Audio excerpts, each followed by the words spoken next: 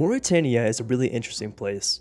In RuneScape, the land of Mauritania is a very cursed swampland filled with afflicted townspeople and rundown areas, but for this account, Mauritania plays an extremely vital role in its progression. The Slayer Tower, just north of Canifis, provides me with 4 monsters with a great drop table. These 4 monsters are the Aberrant Spectres, Gargoyles, Necreals, and of course the Abyssal Demons. Aberrant Spectres, unlocked at level 60 Slayer, provide lots of herbs, which of course helps advance my herb lore level and provides a quick way to pick up a potential random weed or 2. Gargoyles, unlocked at level 75 Slayer, are cash cows that drop rune items frequently and will also fund plenty of my future needs of this account. Necreals, unlocked at level 80 Slayer, also drop some good high alchs, including the rune boots, which are also the best slot melee boots for this account. And finally, Abyssal Demons, which are unlocked at level 85 Slayer, have a 1 in 512 chance to drop the Abyssal Whip, which will be my best in slot melee item on this account. And there will also be some other monsters like Blood Velts, for example, in this tower that will be extremely useful. Next up in Mauritania is a Port Phasmatis patch, which will be the 4th and final patch I can have access to on this account. This farming patch includes the standard 2 allotment patches, a flower patch, and an herb patch. Right next to that farming patch is the town of Port Phasmatis. While the town itself does not contain too much helpful stuff, the Ectofuntus right outside of the town does. The Ectofuntus is a temple that you worship at and will grant you 4 times as much prayer experience compared to bearing any type of bones. And finally, there is of course Barrows. Now I won't get into it too much as there is so much to cover about it, but just keep in mind that Barrows is by far and away the best armor I can obtain on this account. What I just mentioned only scratches the surface of what Mauritania has in store for me. But before we head on over there, there's a few things we must take care of first before I head off. So without further ado, let's begin. So we're going to be doing the Grand Tree, and the Grand Tree provides us a lot of attack experience and agility experience, on top of like a good amount of quest points too. Also, on top of all that, we do have access to the Gnome gliders after this, because right now I don't have any teleports, and it is very tough to get from, let's say, like Lumbridge to all the way to this side of the game world. What's funny to me is that I'm stealing Glow's journal right in front of him, and he is not doing anything about it. So Glow calls the guards finally, and he says, "1 gnome guard, that's half my height. Can I just like punt this guy and get on over with?" Hey Glow, I just kind of broke out of prison. Don't mind me, I'm just passing by. Now, usually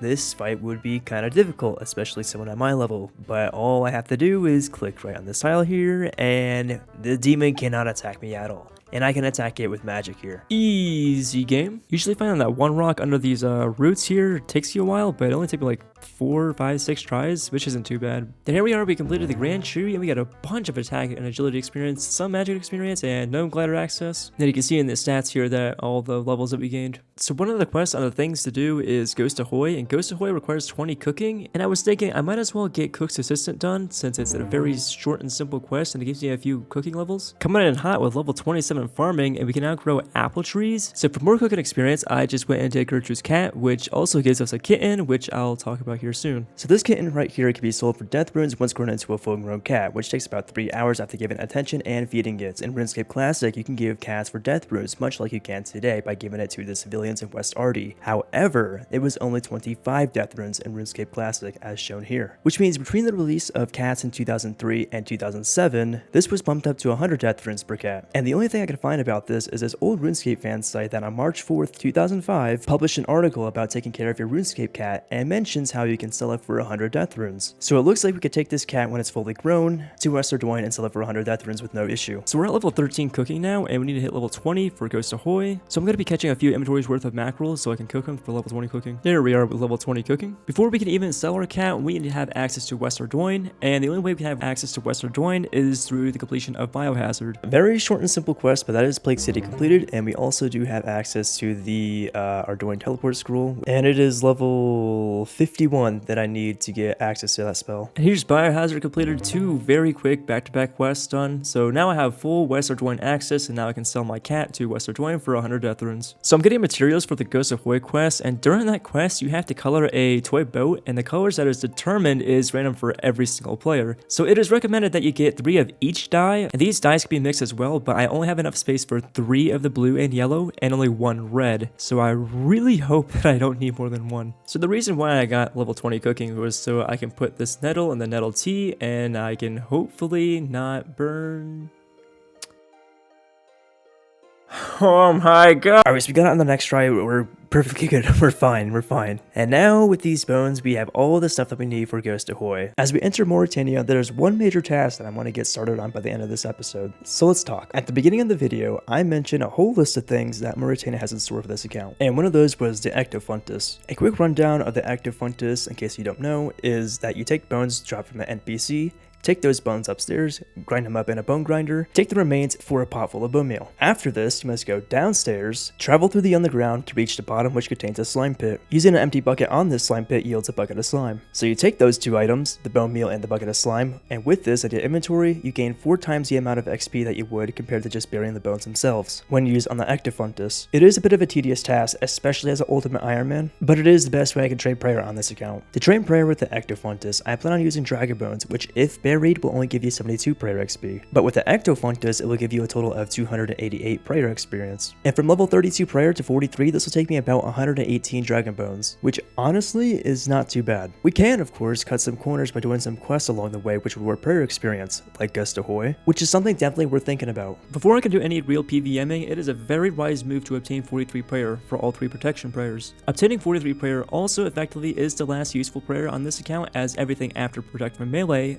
with the exception of Retribution, Redemption, and Smite, is locked from use due to this account's hero restriction. And out of those 3 prayers I just mentioned, I definitely do not see myself using either of them, except maybe Redemption, but only within extremely niche cases. So after all of that, I have to say this. That is not what we're going to be doing today. That is actually the third and final part of a plan that I want to accomplish on this account within the near future. What we're going to be doing here today is the first and, to be honest, the least exciting of the 3 parts in my opinion. The second part is where I actually obtain my dragon bones. So where am I going to obtain all 118 dragon bones? Well, by killing dragons, of course. What kind of dragons? Blue dragons. And where are these blue dragons found? The Taverley Dungeon. Now, the Taverley Dungeon has this very cool little pipe at the beginning, which some of you may know requires 70 agility to overcome. And yes, I can still get my dragon bones within Taverley Dungeon without this pipe and 70 agility, but that would require me to circle the whole dungeon, run through some very scary monsters, and get the mandatory Dusty Key, and then finally I can begin that trip. Which, no. What is best for this account in the long run is obtaining that 70 agility, as I do unlock a lot of other shortcuts along the way, and of course my run energy will replenish much faster the higher my agility level is. So the first part of this 3-step plan is, how do I train my agility given my restrictions? Now here's the answer.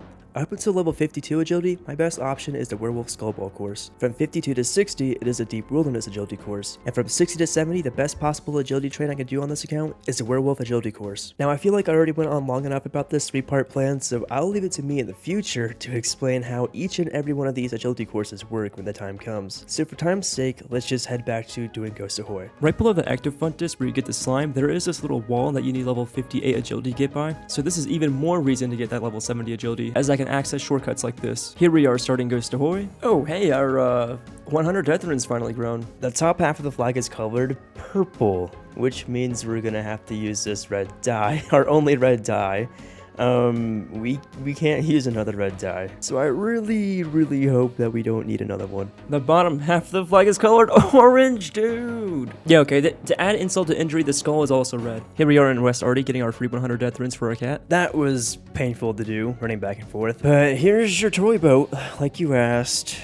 Alright, I believe this is the end. Yes, this should be the end of Ghost Ahoy. And there we have it. We have Ghost Ahoy completed, and I believe we get level 32. Yes, 32 prayer. And also we do have this Ectophile, which does allow us to have a 1-click teleport out of any sort of danger that we have. And also does place us right next to the Port Phasmatis farming area, which is really nice. So in order to get into the Werewolf Skullball course to begin the first part of the 3-phase plan, is that I need to get the ring that is rewarded at the end of Creature of Frankenstrain, which I cannot do the quest at this time because of the level 20 crafting requirement. So what we're going to be doing is quickly completing the quest listed on the screen right now in order to fulfill that requirement, starting with Goblin Diplomacy. And that is the first of 4 quests completed, and we also get level 3 crafting out of the 20 that we need. Alright, it's time to start the second of 4 quests, Murder Mystery, which I think is one of the more unique quests out there, and you never really hear a lot about it for some reason. So basically, the premise of this quest is that there's a murderer and you're an investigator and you have to find out who the murderer is. Now there's like 6, 7, and 8 NPCs within this house, and they each have a specific item. You must identify their fingerprints and the fingerprints on the item with the killer's weapon to see if it's a correct match. And if it is, they're the murderer. And there's a few other pieces of evidence that you must collect as well to present to the guard to complete the quest, but I think that's the most interesting part. You probably saw it in the last clip, but my murderer for this account was David. And after handing all the evidence to the guard, that is 2 out of the 4 quests completed, plus level 12 crafting out of the level 20 that we need for Creature of Frankenstein. So for Observatory quest, I need to get Molten Glass, and the only way I can have Molten Glass is to get this bucket of sand right here in Relica, which... Alright, jeez. 1 minute. Yeah, so I was going to start the Observatory quest, but I need to get my bucket of sand from Entrana, but since I'm kinda in the area-ish, I'm just gonna do Dwarf Cannon real quick. One thing that we do unlock by doing Dwarf Cannon is we do unlock the Dwarf Multi-Cannon, which is I think about 750k if you were to buy it from this guy over here. And as an Ultimate Ironman, I don't know how viable that is since I have to make a lot of cannonballs, but it is something that is possible I could use down the road. Alright, we're heading to Entrana, and I dropped some of my stuff down the boat, so we have a very limited time, and I honestly have no idea where to go. Right here, so this we should be able to, yeah, okay, that is the only sand pit that I can use right now at this stage of the game. And if we just use this bucket of sand on the furnace, we should get ourselves a piece of molten glass. Alright, let's pick up our stuff here, and now we can go and finish the Dwarf Cannon quest. That is Dwarf Cannon completed, and that is the 3rd out of the 4 quests, and our final one should be Observatory quest. And as you can see, we got level 14 crafting, so we just need 6 more levels, which the last quest should get us to level 20. Alright, here we are. I got my bronze bar, got our 3 planks, and the molten glass. And I believe we just, where is he? Talk to this guy right here. We're not looking too good. As you can see, I've been poisoned right there at the bottom left screen. And so basically, during the Observatory quest, you have to go down here to search for a key to go, I don't know, I forgot the whole premise of that whole thing. But look, you see that little thing right there? I only have 22 HP. I don't have any anti-poison, and I have to search through all of these chests. Health is not looking too good. I have 9 HP, and I'm probably going to... Whoa. That just saved us right there. That just saved us. I didn't know these things gave out anti-poisons. I thought it was just spiders and the key that I was looking for. Oh my god! I finally found the key! It was in the last possible chest I could have looked into too. I always love watching these old cutscenes. This quest was actually redone in 2007, shortly before the August 2007 backup was retrieved from. I think it was like June or July or something like that, so very shortly before the backup was retrieved. But yeah, for 2007 RuneScape, this was it. This was peak cinematography right here. Here is Observatory quest completed, and that should be enough for level 20 crafting. And there we are with level 20 crafting. We now cut sapphires and make sapphire rings. I also did get this maple longbow because I got the Sagittarius, I believe it's pronounced, constellation. You get other rewards too, but I don't have any use for a maple longbow, so I'm just gonna sell this. But anyway, I'm gonna do a quick farm run, and then we can get started on the Creature of Frankenstein. I also forgot one more thing. I need level 4 smithing because I'm an Ironman.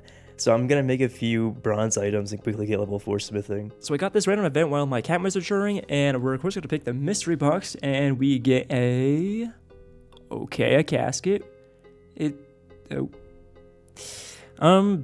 I'll just sell it. It's money, whatever. Another 100 death runes coming in from the cat. Here we are starting Creature on Frankenstein, and it's one of the more unique ways of starting a quest. Usually you just talk to someone, but here we're talking to a sign or something. All right, as of today, on this account, this is the most nostalgic thing I've ever ran into.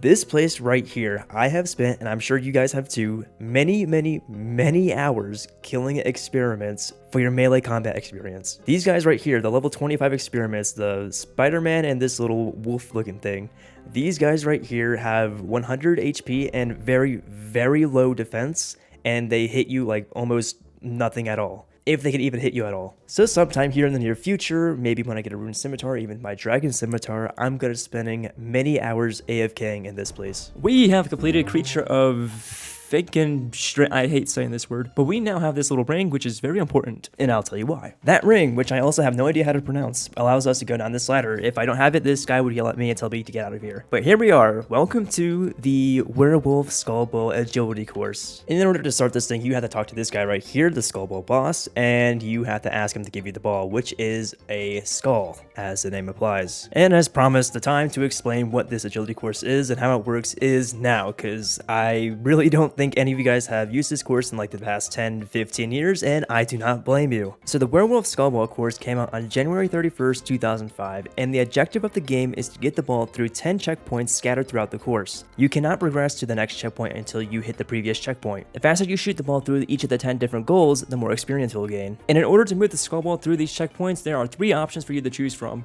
tap, kick, and shoot. Tapping, or simply left-clicking the ball, will only move it in the direction they are facing by 1 tile ahead. Kicking it will move it 4 tiles ahead, and shooting it will move it 9 tiles ahead. The wiki provides 2 routes: the recommended route and the optimal route. And of course, I'll be using the optimal route since, as the name implies, is the optimal route. With the optimal route, the entire course takes about 2 minutes if you have your run on. This course is pretty draining on your run energy, and given that my agility level is so low, I will not be regaining much of that back. So the optimal solution here is to make my weight as low as possible while doing this course, which is why you may have noticed the inventory and gear has changed a bit since the previous clip. Now back to the topic of the course. As I said, it takes 2 minutes roughly to complete it while running all throughout the course. After completing the course, I get 750 agility experience, and this is a flat rate as long as I finish the course within 4 minutes, which should be absolutely no problem even if I walk through the whole thing. So given that I am level 32 agility and I need level 52 to progress to the wilderness agility course, on top of the fact that I get 750 experience per lap, I will need to do 143 laps of the Werewolf Skullbow course. Multiply that by, let's give a random estimate of 2.5 minutes per lap. That'll be just under 6 hours here non-stop, which is really not too bad. So that wraps up my quick summary of the Werewolf Skullbow course and also this video, as I gotta score some goals here.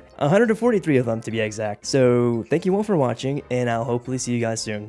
Take care.